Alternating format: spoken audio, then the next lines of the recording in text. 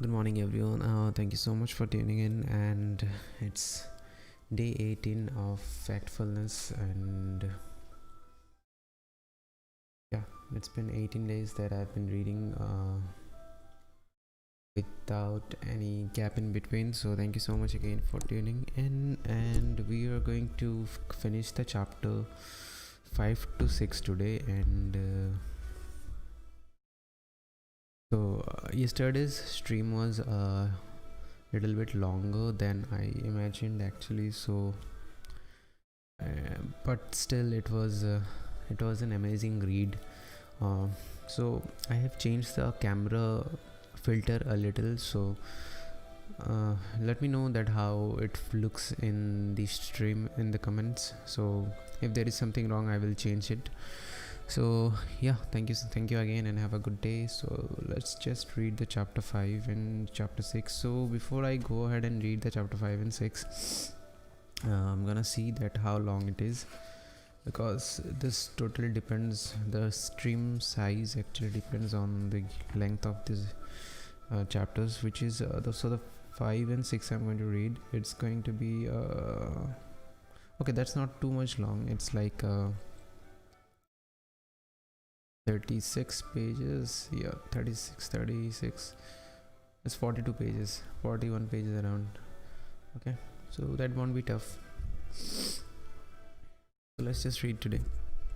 And if you're reading with me, thank you so much. And here is all the social handles that you see right now on the top of the screen. So if you want to go ahead and follow me on anywhere, please go ahead and do that, especially on the Instagram and YouTube. So yep, thank you.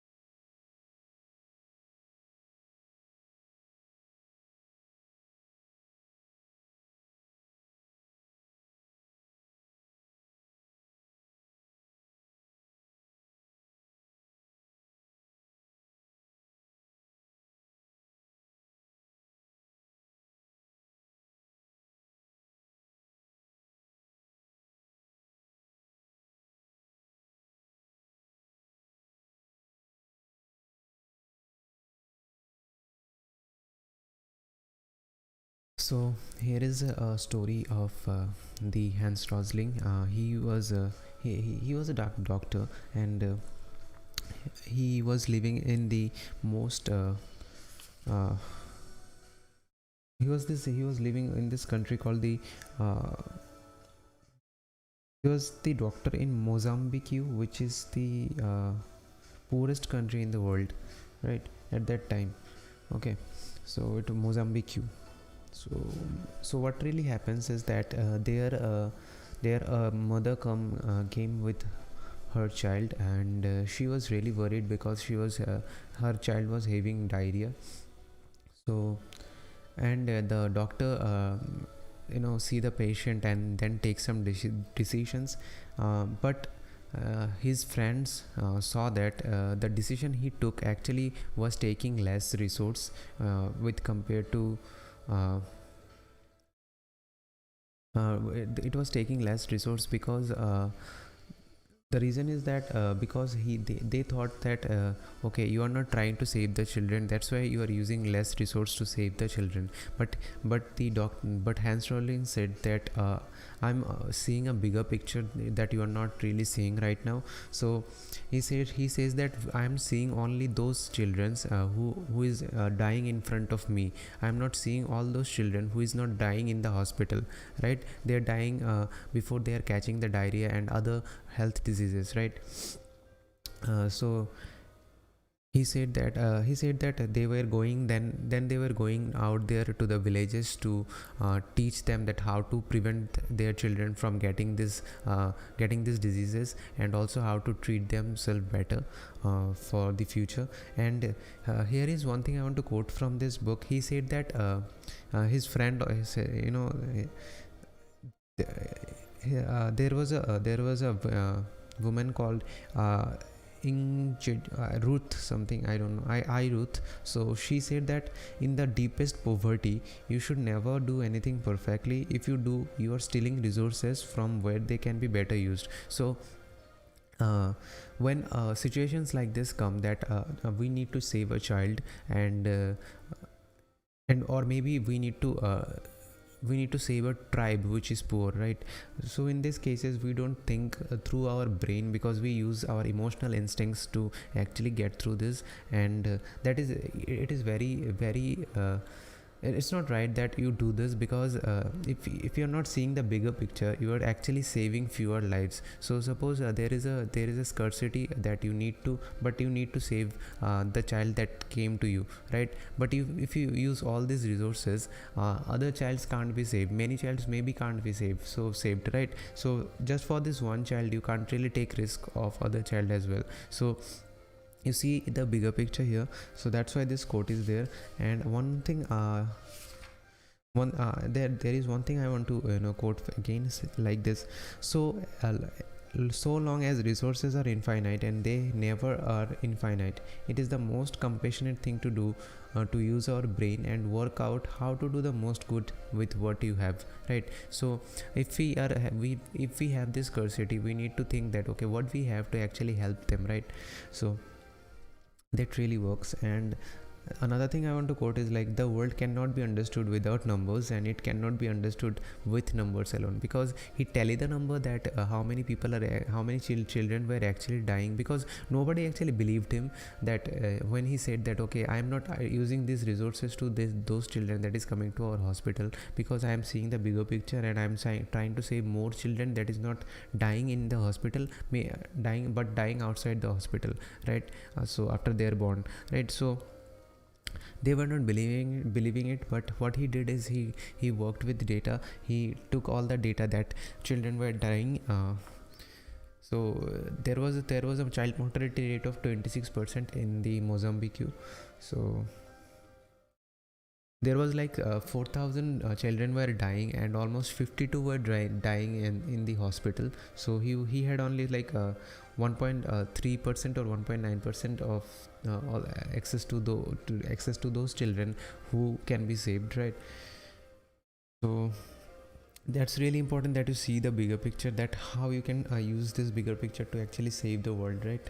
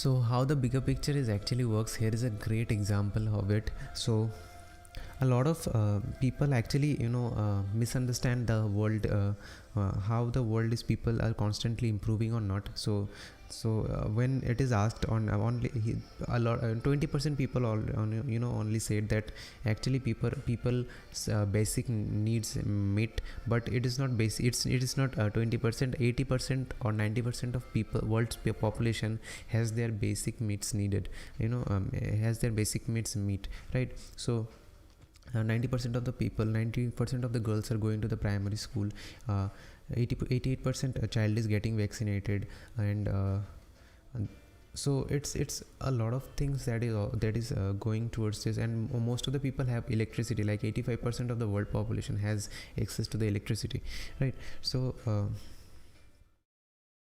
he said one thing that, okay, if there was a lot of child mortality rate before, but the moment he saw by the data, he saw that the mother, if the mother could read and write, then the child actually used to have better life, because the reason is that she could read all the instructions in there, and the midwives the nurses can teach the mother that how to actually take care of the child. They used to understand the things in all the nitty gritty, because they could read and write, because they could understand, they were educated, right?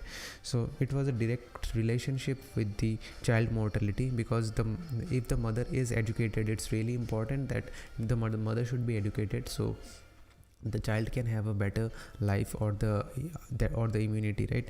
So here is the thing I want to quote: if you're investing money to improve health on level 1 and level 2, you should put it into primary schools, education nurse education and vaccinations.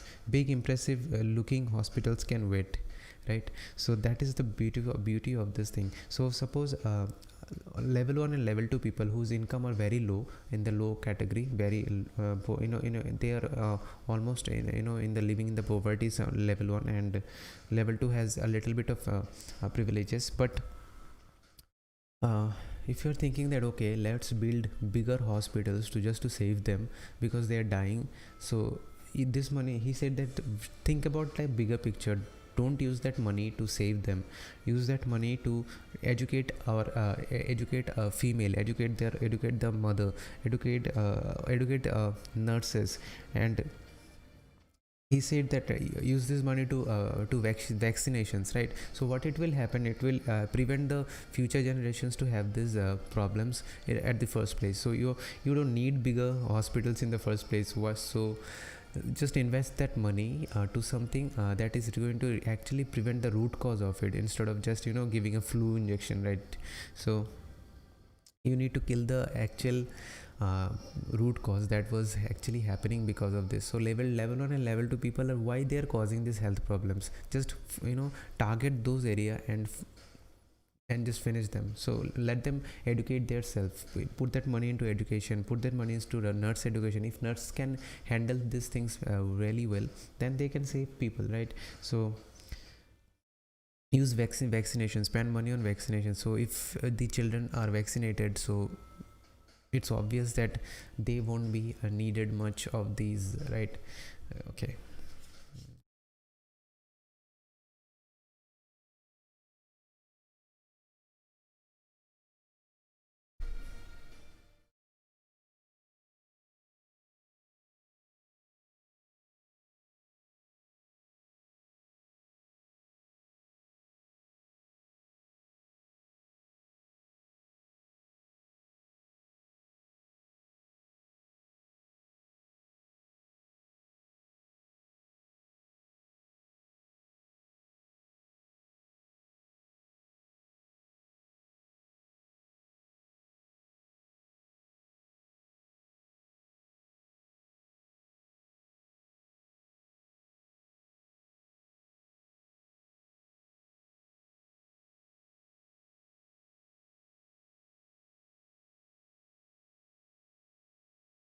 He said that never believe on a number alone, because if you have given one number, ask for another number so that you can compare with those number and see that okay, whether this data is actually changing or if there is something concrete in this data or not. And he said another thing, that be careful about big numbers, because he said that big numbers are strange things, because yeah, when they're compared with something small, they always look big, right? So you can't really make any comparisons with this data, right? And how can something big not be important? So right, so that's the thing, big means important, so you need to careful about the big data, right? Not the big data itself, the data which has a huge data set, something that has huge data set, right? The curve is so much high that you can't really compare with anything. So that's the thing.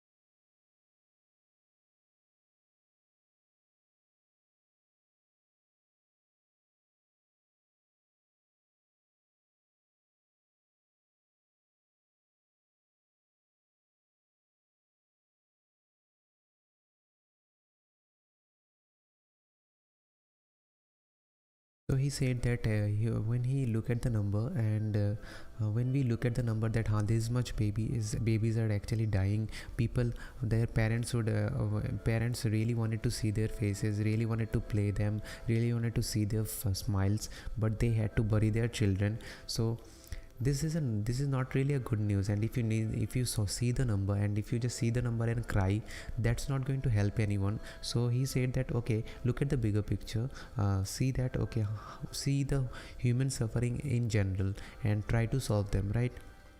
He says that okay, don't think about it, just don't, what we will achieve if we just you know uh, cry about it, right? We can't really do anything by crying. So he said that just look at the numbers and try to target the actual human suffering and try to finish it from the root cause, right? So he said that there is obviously a decline on the child mortality, and he said that he's the one who gets really happy. He wanted this number to decline more, because child mortality rate is really decreasing a lot. So it's a good news, right? But still children are dying, but it's much lesser than the previous time. So if you're thinking that a lot of children are dying, it's not like that.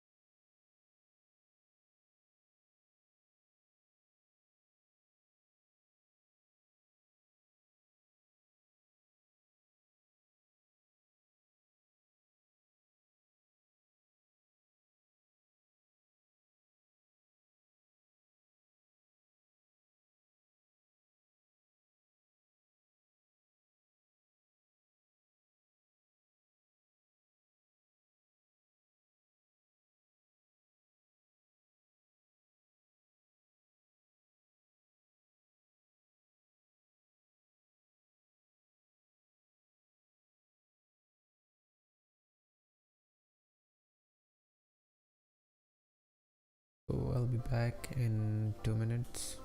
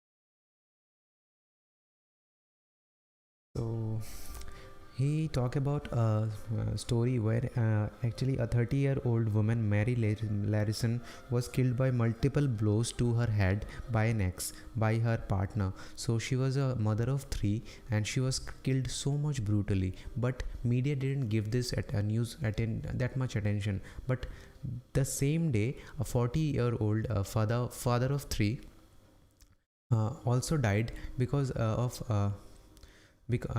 by a but he was killed by a bear.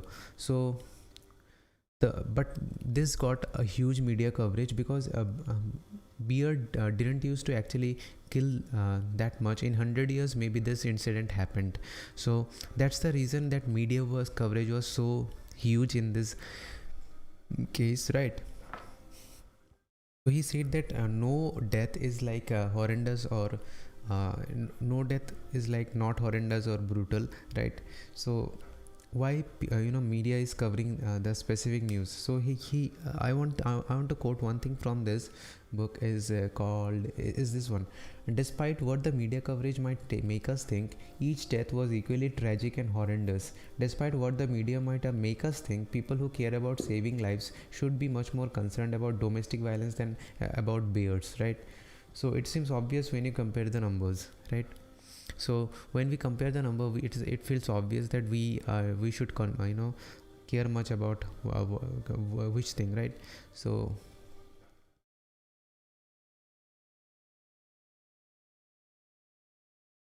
there is a tuberculosis and swine flu, and I hope that is fine, right? I can do this. Okay.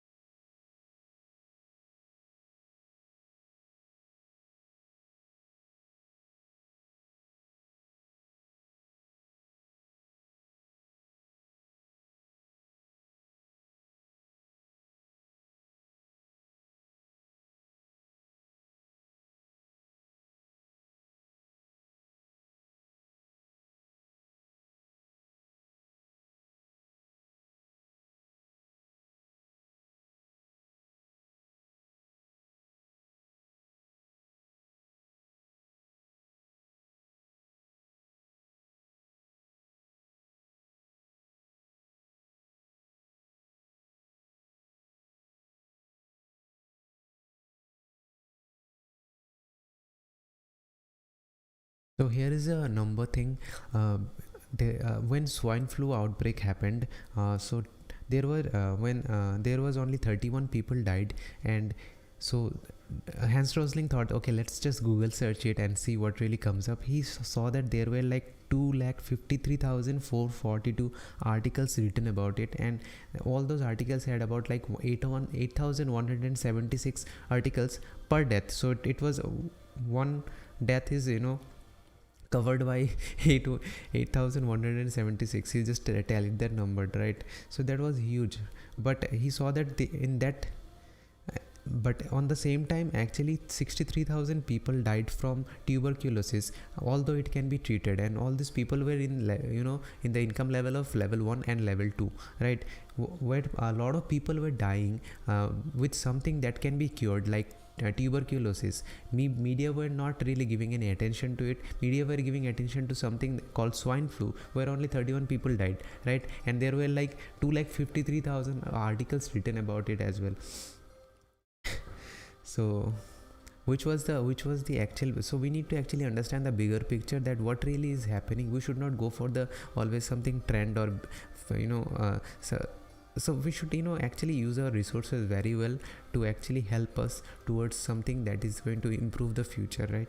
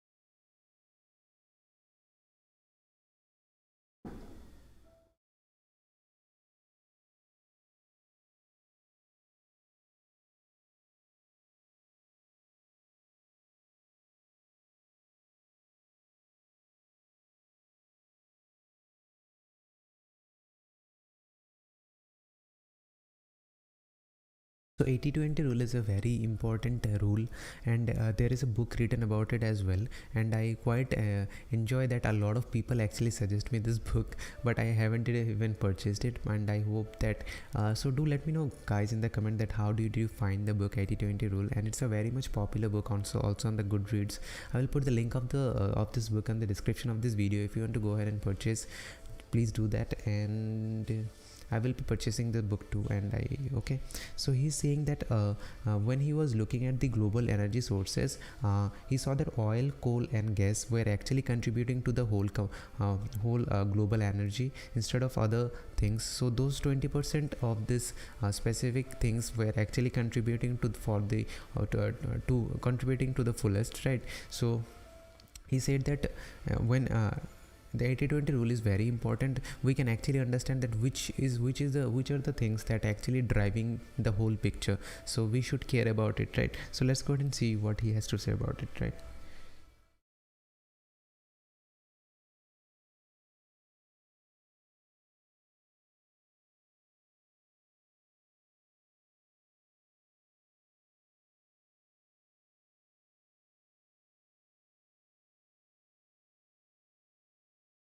So let me just read it from here. Doing just that is how I discovered that half the aid budget of a small healthcare center in rural Vietnam was about to be spent on 2000 of the wrong kind of surgical knives. It's how I discovered that 100 times too much 4 million liters of baby formula was about to be sent to a refugee camp in Algeria, and it is how I stopped 20,000 testicular prostheses from being sent to a small youth clinic in Nicaragua. In each case, I simply looked for the biggest single items taking up 80% of the budget, then dug down into any that seemed unusual. In each case, the problem was due to simple confusion or tiny errors such as a missing decimal point, right? So he saw the bigger picture and he tries to understand that which are the things, which are the 20% actually driving the whole thing forward, right? So he saw that a lot of people were missing, spending a lot of money because of, and wasting a lot of resources because of this number, right? He said that you can also make money if you are good with the 80/20 rule and if you understand it better, right? So here is the actual thing. The 80/20 rule is as easy as it seems. You just have to remember to use it. So you need to remember that we need to use the 80/20 rule. I think I need to understand a lot about it, but in surface it's very simple, that you just find out which of this. Suppose we do a lot of things in our day-to-day life, but only 20% of the things actually brings us the whole result. So even in our days, if you see that only 20% of the work actually brings the whole thing, whole projects get done, right? You're not like 80% of the time you're just working and all this 80% actually contributing towards it. No, it's not like that. It's not like they don't contribute, but the 20% is the higher factor that actually contributes. So we need to care much about those 20% and understand this 20% will make you take decisions better, that what can be done and what cannot be, right?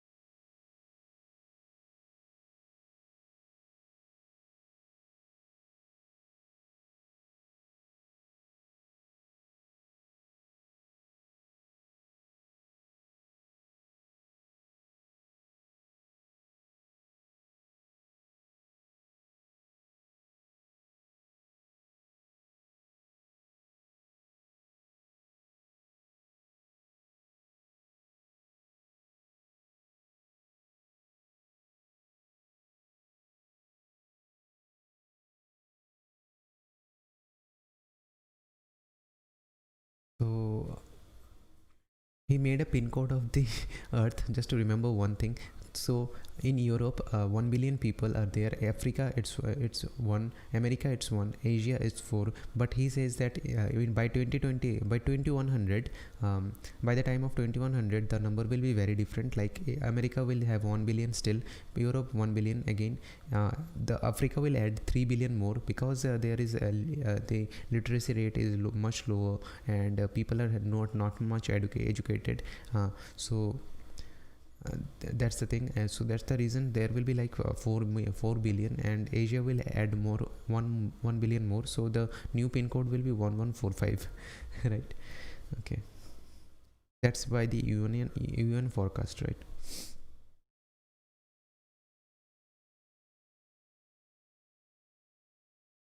So I'll be back in a minute, so just wait a sec.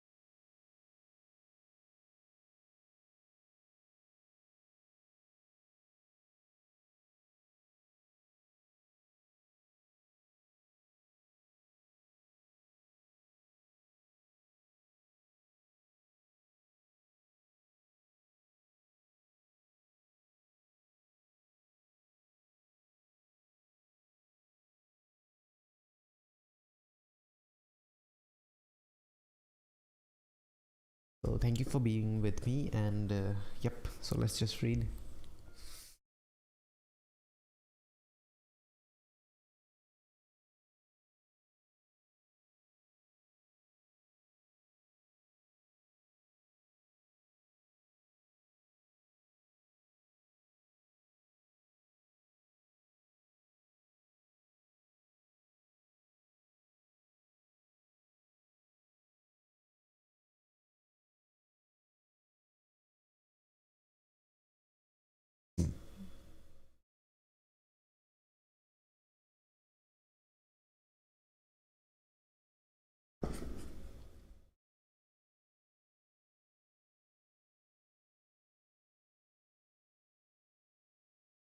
So soon, most of the people on level 4 will be non-Westerners, he said, Hans Rosling.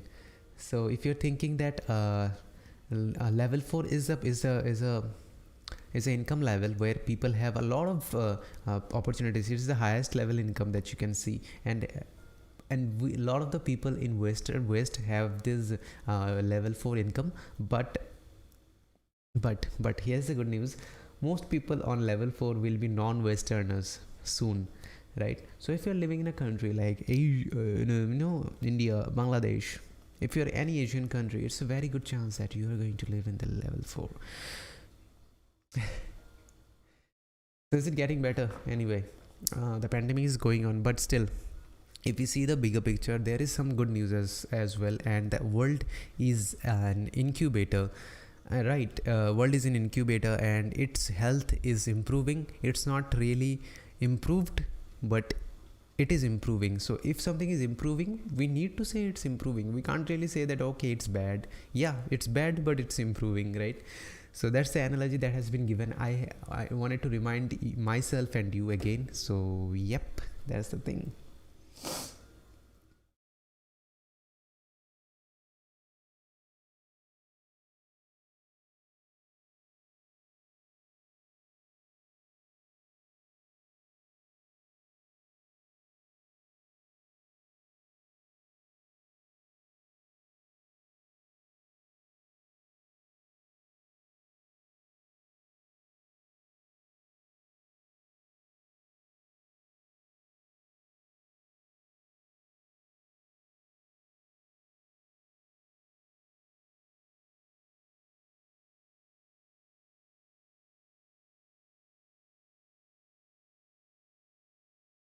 So here is a good thing about the numbers.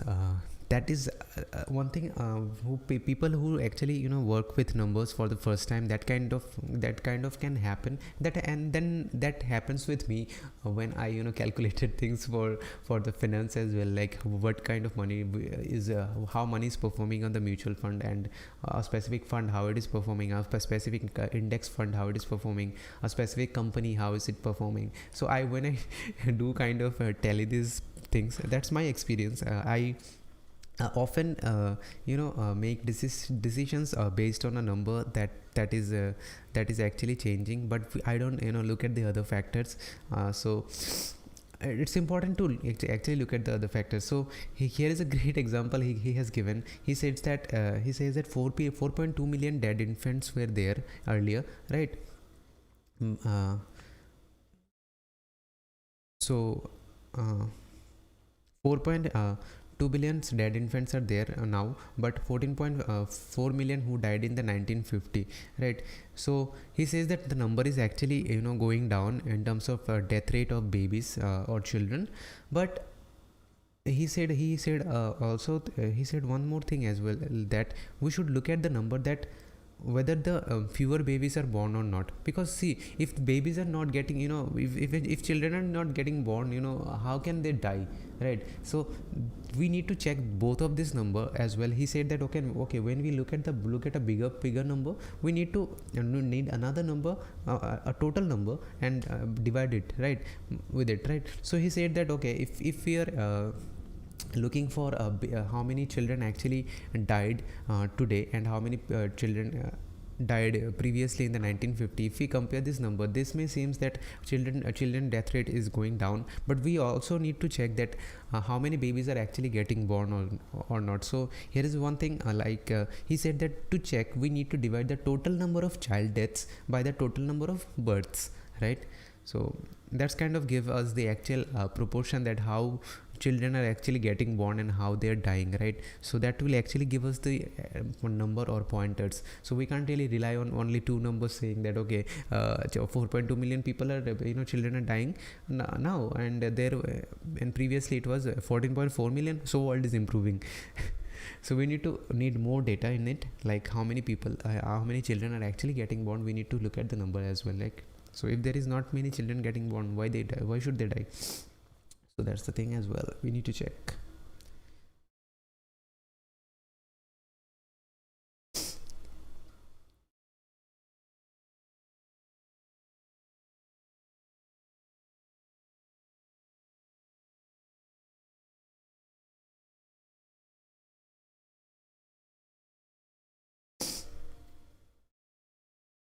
So he said that in 2016, 141 million children were born and 4.2 million died. So dividing the number of births by the number of deaths come out to just 3%, right? Out of every 100 babies born across the world, only 3 die before reaching the age of 1. He said, wow, the infant mortality rate has changed from 15% to 13%. So when you keep that metric that how many children are actually getting born, the actual rate is actually getting lower in this case, right? So here is a thing as well. So some people feel ashamed when doing this kind of math with human lives. I feel ashamed when not doing it. A lonely number always makes me suspicious. I will misinterpret it. A number that I have compared and divided can instead fill me with hope. So if you're doing if you're just talking about these numbers, you should not feel ashamed of it, because it gives you the whole picture and you can take better decisions. I think it's not Hans Rosling saying here, but I think if you know better, so the less you know, the so if you know something very less, you are not a person that can be in any help to the society. So the more you know, the better it is for the society, right? You can take better decisions for the society, for yourself, right? So if you look at the numbers and see and tally them, you should not feel ashamed, right? You will actually see that how these metrics are working together, right? Cool.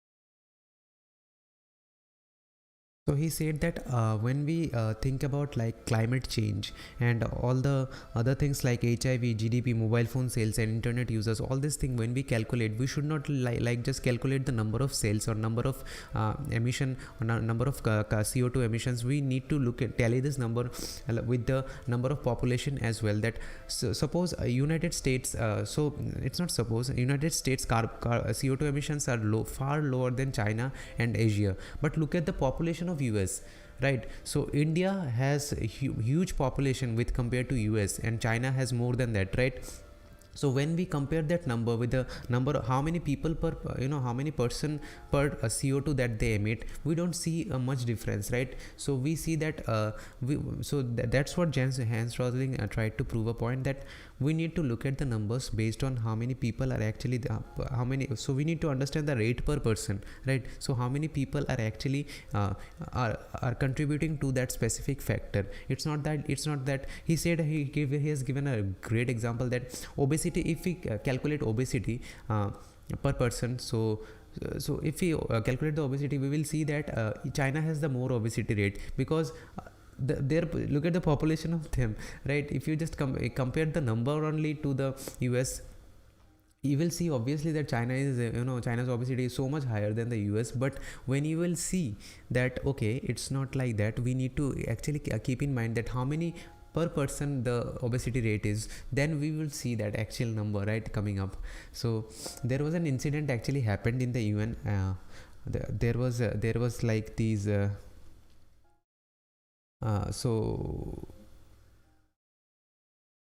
okay, so an Indian actually represents to the whole world, because the whole world were accusing China and India for the most CO2 emissions. So when he said that we forgive you for what you have done in the past, because you didn't know what you were doing, like with coal, burning coals every time and spending all those gases that were responsible for the CO2 emissions. But he said that from now, whenever you calculate the number of CO2 emission, do this from with compared to the number of population that the country have, right? So it's very important that you do that, right? Okay.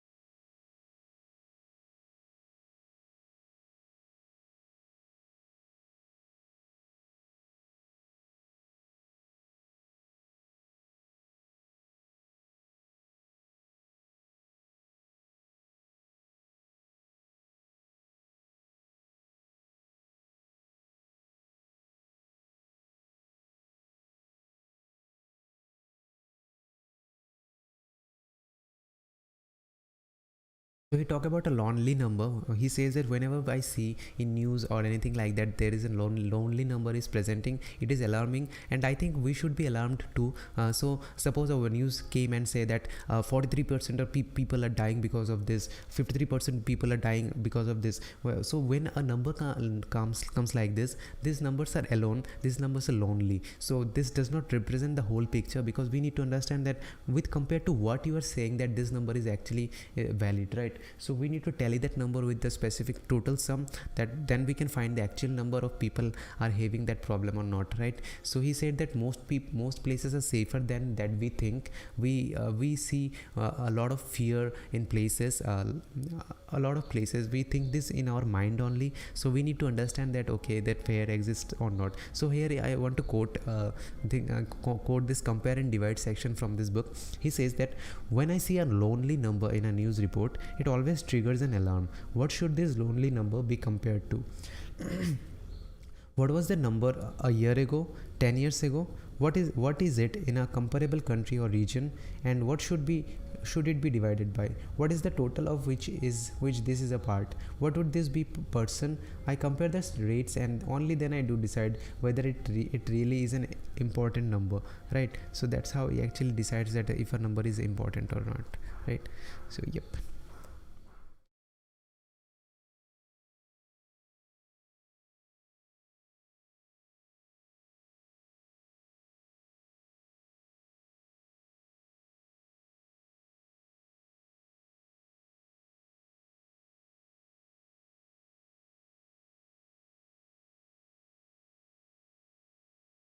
There are some great ways to actually deals with this, uh, with the big numbers. He said that get things in proportion. So he says that compare. So if you see any big numbers, you compare with something. If you don't work with that only single numbers, right? Because single numbers can be misleading. And there is another principle, 80-20. So if you have given a long list, he said tackle the numbers that actually, so look for the largest number and deal with those first, right? And then he said divide. So divide is like, so amount and the rates can tell very different things, he is saying. So we need to actually divide the number with the total amount and see that whether this number is actually, what is the actual number. So that's the again, that's the same example that we have, the author has given here, on the CO2 emission, right? So yep. So we are in the chapter 6, and chapter 6 is not that much long, guys, and I hope that I will be finishing it very quickly because it has some picture as well. I quite like pictures. There's Apple. So yep, it's only 165 pages.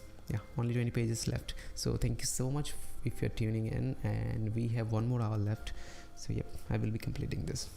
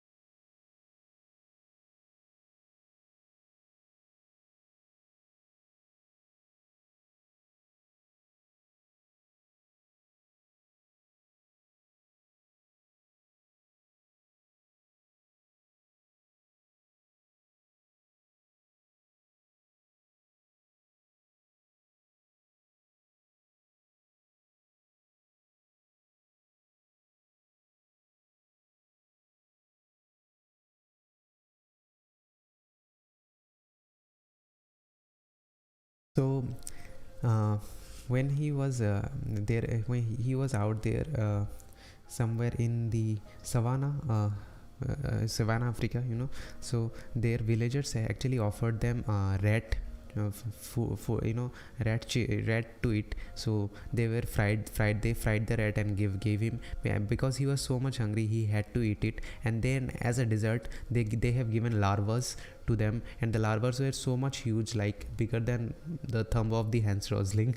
So and he thought that, okay, if I eat this, then I'm going to puke the rat out as well. So he did not want it to offend them. So what he did he said that, okay, see, in our culture we don't actually eat larvas. And then they asked that, okay, your friend is eating them, but your friend is eating them. So then he said that, okay, I live in Sweden and he lives in Denmark, and that you and he saw, so, he showed it in the world map that this is the river that you can see. We live on this part of the river, and he lives on that part of the river. That this is Denmark and this is Sweden.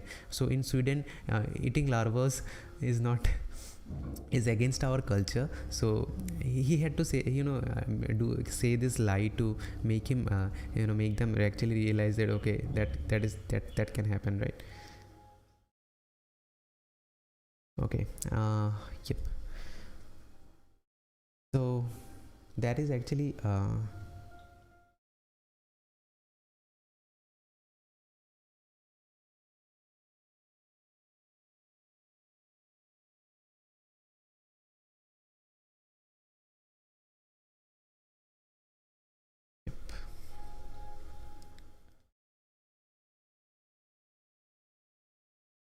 so here he wants to say everyone everywhere knows that the people from different tribes have different customs, right?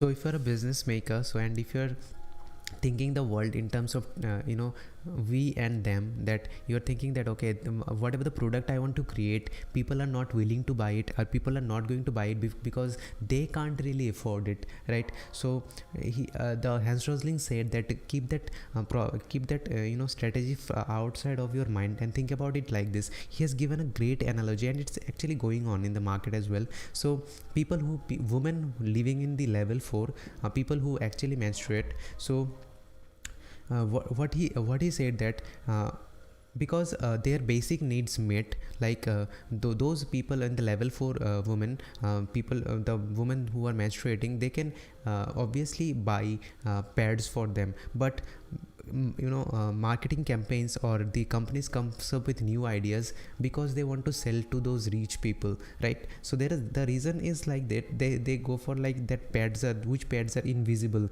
to wear under lycra, and how about each pad for each kind of outfit and special pads for mountain climbers. So they do kind of kind of comes up with all these ideas for those people in the level 4. But he says that meanwhile on level 2 and level 3, roughly 2 billion menstruating women have a few alternatives to choose from, right? So people who are women who are menstruating on the level 2 and level 4 do not have much options because they don't wear lycra, and they don't go for the like mountain hiking or anything like that. They need something which will last longer, and they can wear for a longer period of time, so they don't have to change the pads every time, right? So he said that make a product which can be useful for them, and they will stick to that pads for their whole generation, and they will also recommend it to their daughter as well. So he has given a message to all the strategic thinker. So I'm just quoting this from this book. The number of people on level 3 will increase from 2 billion to 4 billion between now and 2040. Almost everyone in the world is becoming a consumer.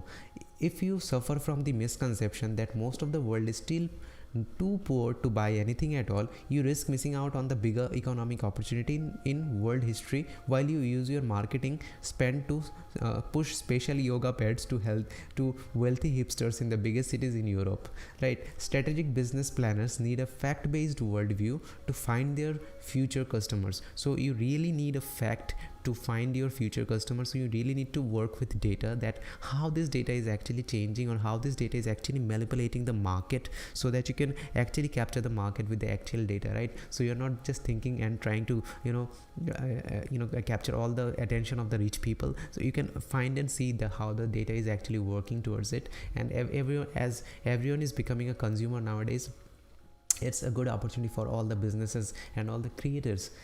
If you're creating videos on YouTube like this as well, so if you're if you're watching this, you are a consumer. So and I'm really grateful that you're watching it. So yeah, thank you so much.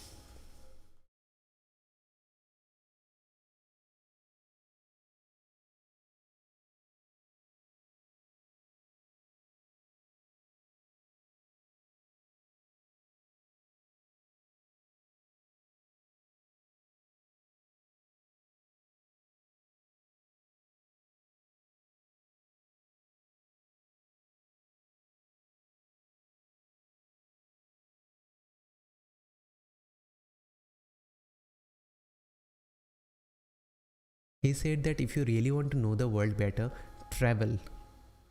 A lot of people who live in the level 4, his students, he actually took them to places like where people used to live in the level 2 and level 4. So when asked, his student actually used to say that okay, we actually traveled, but that their travel was like going to the cafeteria, something like that. So you need to travel to the world. It's not like that you are only taking experience of the beauty or the nature. Meet with the people or the families of those people living there as the level 2 and level 3. So you will understand their all the suffering, all the good things, all the bad things that is happening in this world as well. So that's really important. So that's why it says that traveling is far better than reading sometime. So because you get the real experience, right? So it's really important that you travel, but not in this coronavirus time. uh, yeah.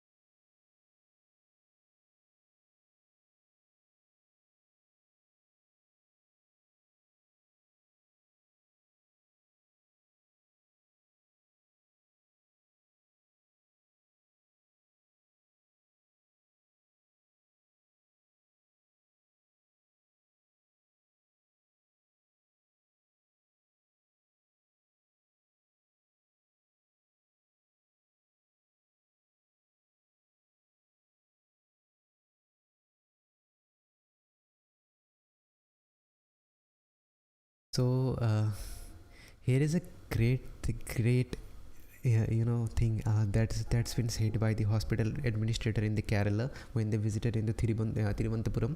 So I just want to just so there were like 60 people were there when their his Hans Rosling students and Hans Rosling visited to the public hospital. They saw that there are 60 people in a single room, so a single huge room, right, single hall, right. So their students were whispering that place must be so much poor. Then the Hans Rosling have to say that poor are like those who don't even can't who can't even afford hospitals, right. They need to give birth in a mud. So he said that this is poor, this is not poor that you are seeing, right. So that is the comparison, right, that he made. And there is a nice thing that has been said by the hospital administrator. She said that so there was no paint on the walls because it's like a white paint, just the normal thing that really happens. So the hospital administrator explains that if they paint the wall, a lot of rich people are going to be attracted and comes there as well, and they need to meet their expectation and fulfill their demands. So they don't actually paint the wall to make it look beautiful as a hospital, right. So that's so if in India, in India, if you don't see much paint in the wall,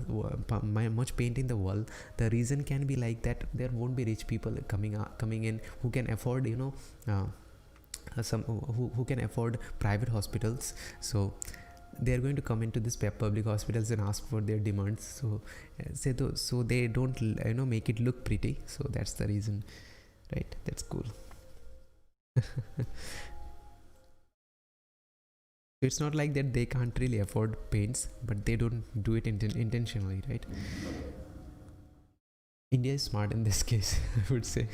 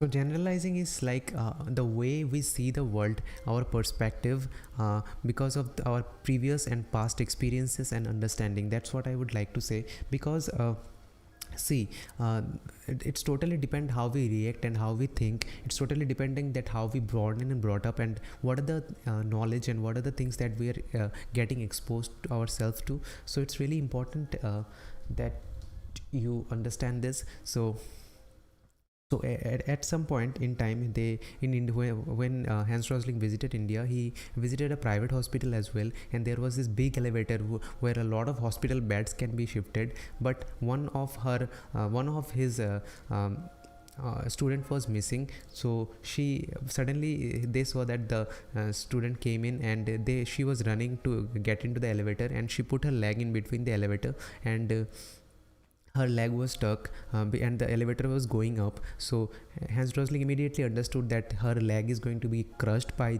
on the top of the elevator. So he tried to help, and the administrator who was there with Hans Rosling, she pushed the stop button. Then she said that, what kind of people you work. Then she said to the Hans Rosling that what kind of people you work with. She don't even know that she can't really put her leg in between an elevator when it is closing, right? So Hans Rosling said that, okay, but in our country we don't need to do that. If we put our leg in between like this, if something comes up when it is closing, it is automatically automatically opens again. So that happens in our country. So she was like, okay, is that really happens? Maybe you need more maintenance. Maybe you feel not safer when you're out of your country, right? So that is called the generalization, how people actually think about it, right? So it totally depends upon the perspective and the experiences that we are getting ourselves into. Because as a level 4 girl, whose limb was actually stuck on the elevator door, right? So she was using her level 4 experience, because she have never experienced such elevators in her life. So how can she think about it like this? So that is called the generalization, and people really do use this. And he says that generalizing from what is normal in your home environment can be useless or even dangerous, right? So whatever our home exactly think that, okay, that's going to happen, we need to actually understand and look at the picture, that whether it is going to happen or not. We need to stop generalizing about things that we know, right?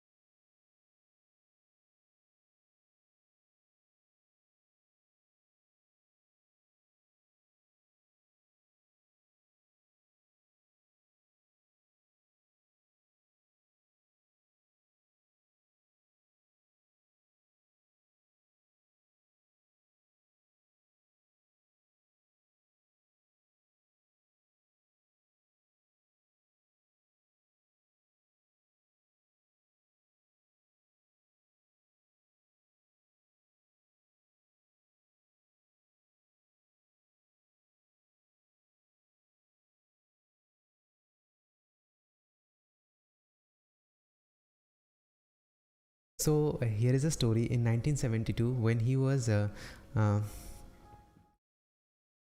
he as a fourth year medical student, he studied medical. So he studied at the medical school in Bangalore. So the first class he attended was like he attended and he he attended and there was this X-ray of of a kidney, and he diagnosed that is the kidney cancer. So but he didn't want it to show it off. So but later he found out that everyone was giving their diagnosis, and in for 30 minutes long period of time, and people knew so much about this.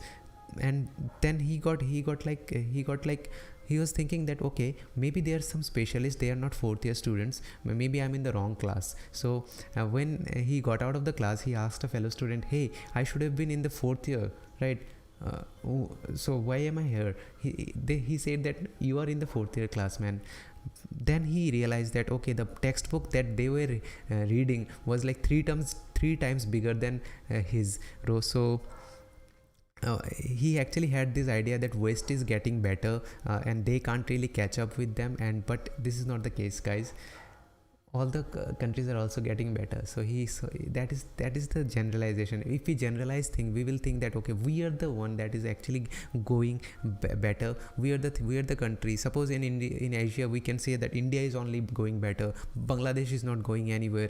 We can do this kind of comparisons based on our generalization, but it's not right. It's not the thing that we should do. Actually, we should actually look at the numbers and see that how this is changing every time, right?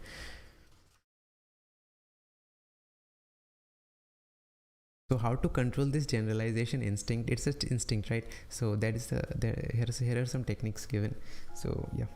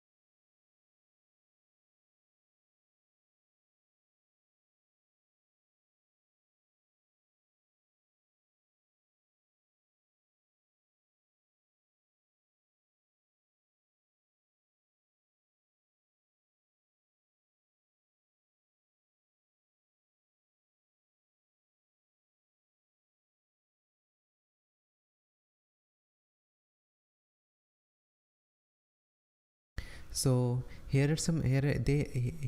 said that they were visiting countries one after another, and they had to meet 300 families in 50 countries, and they took a lot of picture in their activity, in their day-to-day activities. And he said that if we keep giving pictures, there are like 40,000 pictures. So he gave an example here. It's like this is the toothbrush example, that level 1 people use their actually fingers, and level 2 people actually have one brush, and level 3 people actually have several toothbrushes, and level 4 people have this electric toothbrush, right? So yep.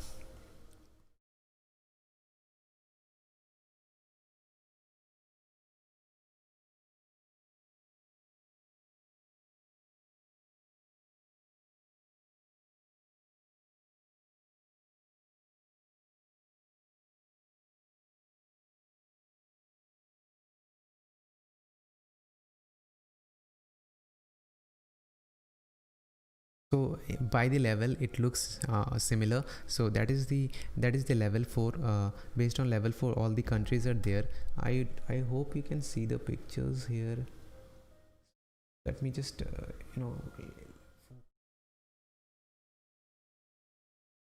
so I hope you can see the picture. So that is the level 4, and almost all the bedrooms look similar, that you can see. The level 4 people in China, how they prepare their bed is looks similar to the other countries as well, right? So how the China prepare foods and store them is looks similar as well, right? In the level 2, it looks similar to the other level 2 countries as well, right? Level 2 people in how people in Nigeria actually they use stove to actually open fire the stove in Nigeria, and the same thing happens in the China as well, people who are living in level 2. So it depends on based on the level that you are living. It's not the country that actually determines, right?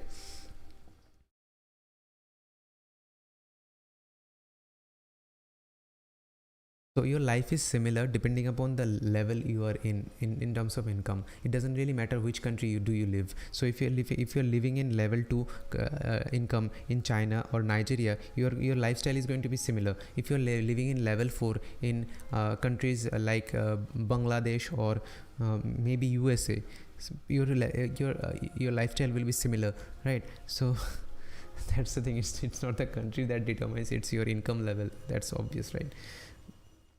These obvious things sometimes actually don't feel so right when but when we see the data, we can see that, and he has a lot of picture to actually back that up, right?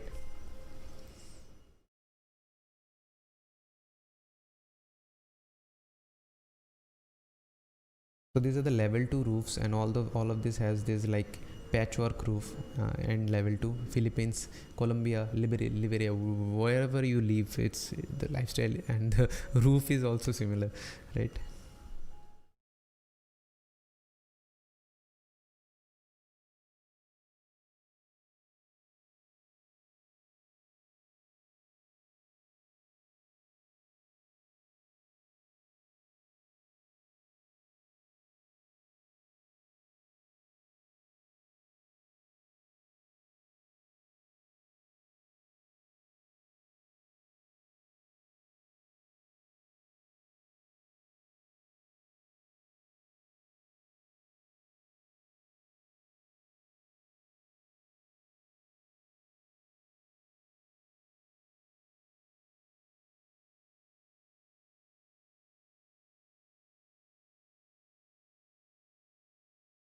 Here is a very super thing I want to quote. In the media, we see photos of everyday life on level 4 and crisis on the other levels all the time. Google toilet, bed or stove. You will get images from level 4.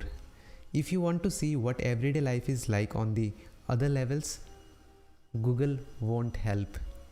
So when it comes to the Google, there is a product of Google called YouTube that you see right now on the top of the screen. Please go ahead and subscribe ImpleBooks and follow me on ImpleBooks and in Instagram as well. I post nice pictures there, and there are some quotes that I post every day on the Twitter. That is my Twitter handle that you see right now on the screen, and I also live stream this thing on my Facebook personal profile and Facebook page. I share it, and also on my Twitch profile as well that you see right now. So thank you so much. I'm ImpleBooks everywhere. You don't need to worry about it. Just write ImpleBooks on any platform, you will find me. Thank you so much.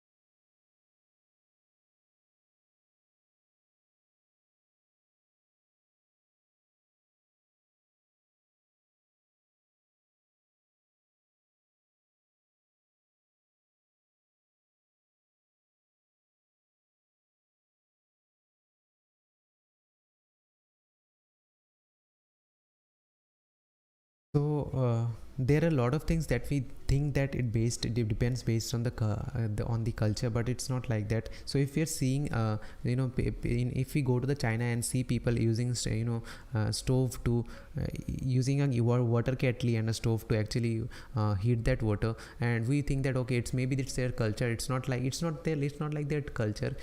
What you're seeing is the level 2 people, who are living in level 2 income in China. And if you go to other countries, and if you find similar people like who is living on level 2, you will see the same experiences that they are having. It's nothing like culture. It's the same level income that they are behaving in a same way, right? There is no difference.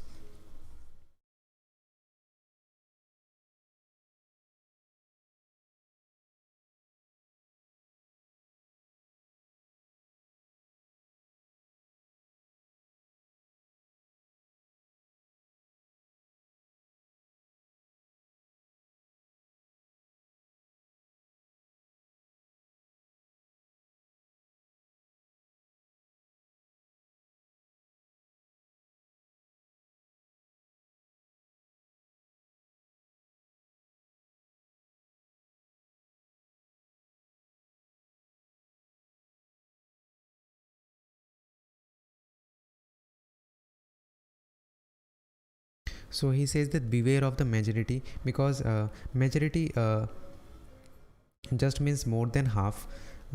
It could mean 51%, it could mean 99%. So if possible, ask for the percentage and have an understanding that what is the majority actually is, right?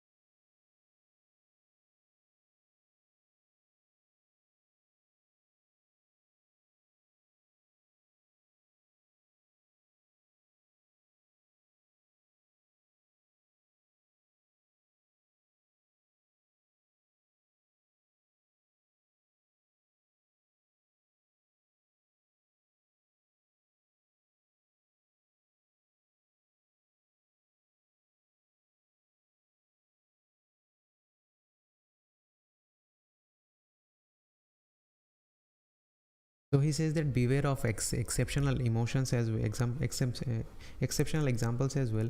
Like if we see something that okay, there are specific so if a specific group says that okay, that chemical is harmful for it, so that is going to help do this, that is going to do this, so and give you some examples, but you need to keep it checked by yourself as well. So you need to get rid of this kind of exceptional examples which sounds a lot different than the normal. So yep.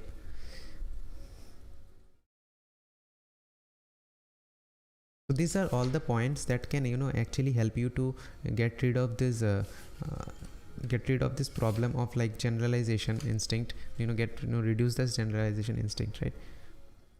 Another point is assume you are not normal and other people are not idiots, right?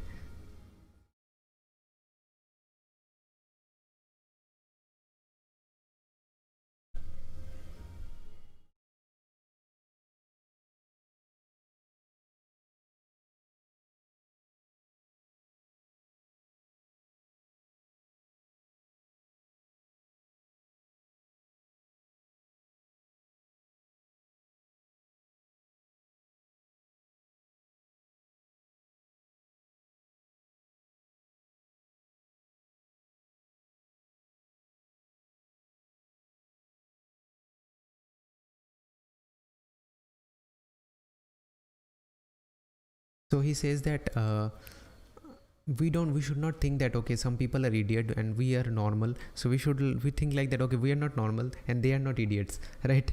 So that this is a home which is not really complete, looks like it's not really complete, but it is very normal in countries like there was a Salhi family who used to live on the Tunisia. So Tunisia is a country which a lot of people who live from level 1 to level 4 as well. So all the levels are there exist. So all the level 2 and level 3 people actually have buildings like this. So he has so the author says that in Sweden, if they have a building like this, so people will think that they have severe planning problem, or the builders maybe run away. So but that's not the case in terms of Tunisia. So Tunisia is, so that's the thing, but you can't generalize from Sweden to Tunisia, right? So that's the thing, that's how we should stop doing it. So guys, if you're still here, thank you so much. And this I have a little bit of 3 pages to read. I don't generally do this kind of thing because that really makes me crazy that I am keep checking how many pages left, but I'm still doing this because I'm doing it live. And you should not do this, that how many pages left. You just keep it, give yourself to this flow state and just enjoy the book and enjoy all the learning that you're getting from it, right?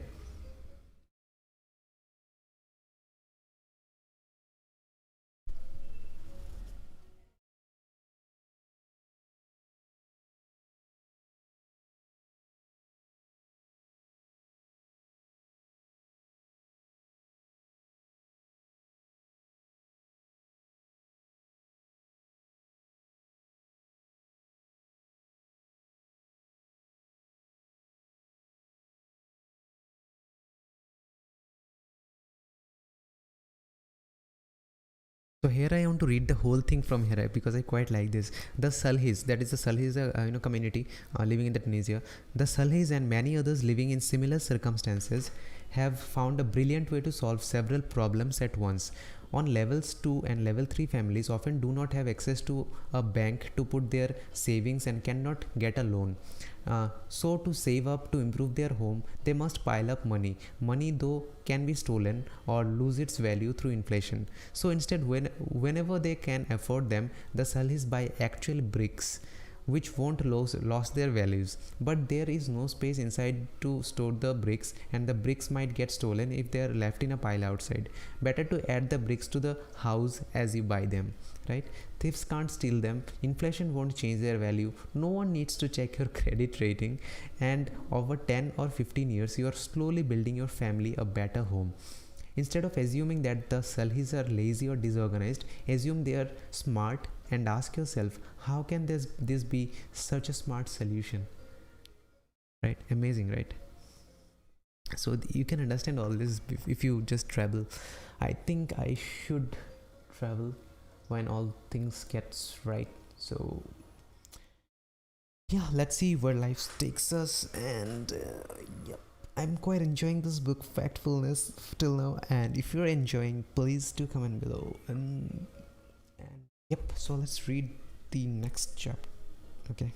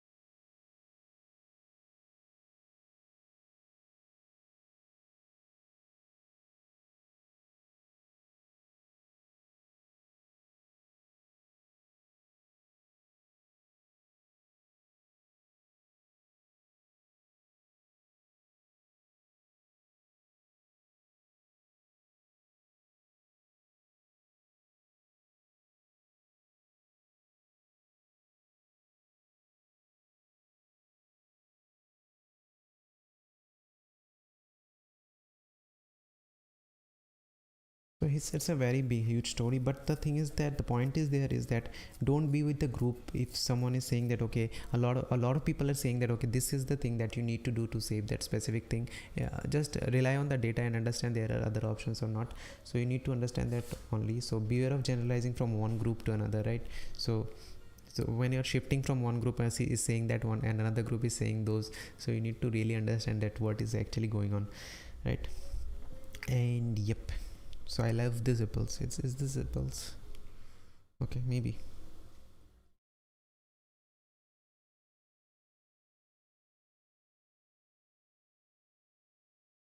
So I'm going to finish this by reading this whole thing. To control the generalization instinct, question your categories. So look for differences within groups, especially when the groups are large. Look for ways to split them into smaller, more precise categories. And look for similarities across groups. If you find striking similarities between different groups, consider whether your categories are relevant. But also look for differences across groups. Do not assume that what applies for one group, example you and other people living on level 4 or unconscious soldiers, applies for another, example people not living on level 4 or sleeping babies. Beware of the majority. The majority just means more than half. Ask whether it means 51%, 99% or something in between.